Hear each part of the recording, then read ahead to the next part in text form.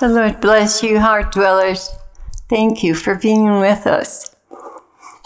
As we were praying this afternoon, I hadn't really seen or heard the Lord yet during the day, but he very tenderly showed up in front of my face and touched my cheeks, and he said, "I missed you, my bride." And I told him, "Me too. I haven't been able to connect." He answered me, "There's interference, but you know how to handle that." Is there something I'm missing, Lord? Yes, me. You make me laugh. That was the intention. Seriously, I have taken your cheeks in my hands and kissed them. Thank you for recognizing me. I want you to know that I am here. I'm present to you, and I do have a message. I wasn't really sure what was going to happen. I trust him because I know that this is the time when he speaks to us. But since I hadn't seen him, I was feeling a little bit insecure. So it was very sweet of him to come to me and make himself known that clearly. That helped a whole lot.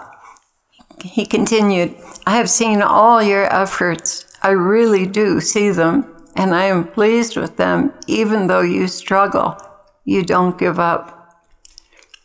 Oh, how I love you, Lord, and I hate my weaknesses and faults."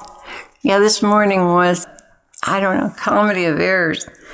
Just a lot of things went wrong this morning, and I wasn't able to get my usual prayer time in, so I was feeling, I was trying to pray, but things would interrupt it.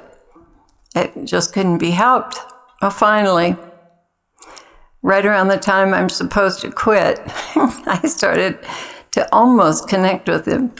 But I said, "Sweet Jesus, thank you so much for condescending to my wretchedness and loving me. Thank you for being so faithful. You are so good to me, so very good. You work with my limitations instead of rejecting me or criticizing me, and I really need that encouragement. Thank you." He continued, "You're my little butterfly that flutters away from time to time, but always returns to your sweet little home in my heart. So I do know where to find you. You are there a great deal of the time. And to all my heart dwellers, you cannot go wrong making your little nest in my heart. I love the sound of your wings as you flutter on in. I love that your eyes are open to the needs of others and your ears to the beating of my heart. I love it when our hearts beat in unison.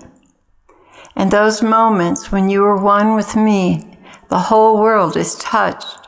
And this is a mystery too deep to elaborate on. Suffice it to say, your hearts, united to mine, makes me more real to humanity. You see, beloved ones, all are invited to beat in unison with me for eternity. I welcome and encourage you.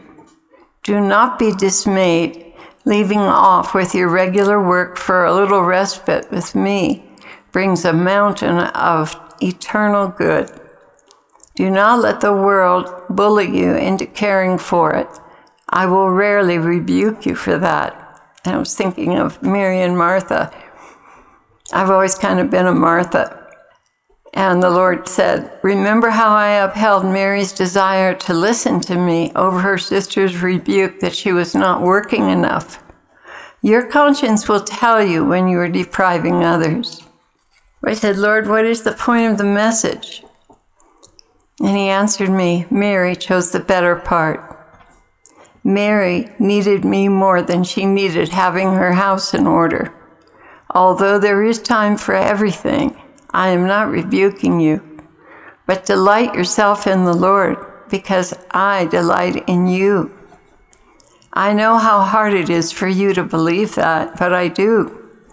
If you were to search the world all over, how many people would you find hanging out in their prayer closet just to be with me? And I thought about that for a while, and I thought, well, compared to the world population, not many. but I would imagine that the missionaries are there and other people. So he said, you see what I mean? Very few is the answer. So I want to encourage that. Be lavish with your time with me. Sing to me, play with me, walk with me, pray with me. Be united with me, and as much as you can, loosen your heart more and more away from the material things of this world to spend time with me, and you will not be disappointed, nor will you disappoint me. Is there some reason, Lord, you're bringing this up now?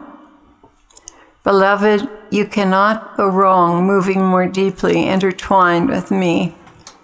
I want you to do this now, coming closer to make you stronger and stronger for what is to beset the world.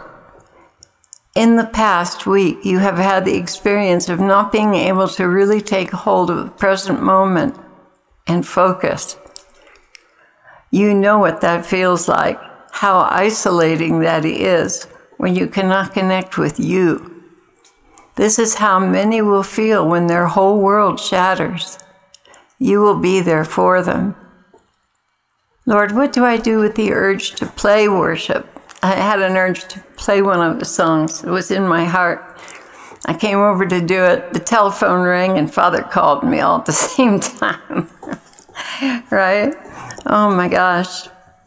There we go again. Was that AI picking up on my waves and wanting to bring me back down again?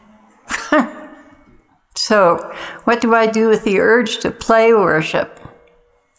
And he said it very loud. Follow it. Don't you recognize how they were trying to stop you? Yes. Well, let that be a sign to you. Claire, there is so much more you could do with music, even in prayer time.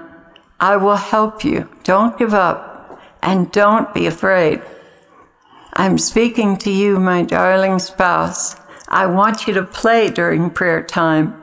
I want you to be inspired. That was the end of the message.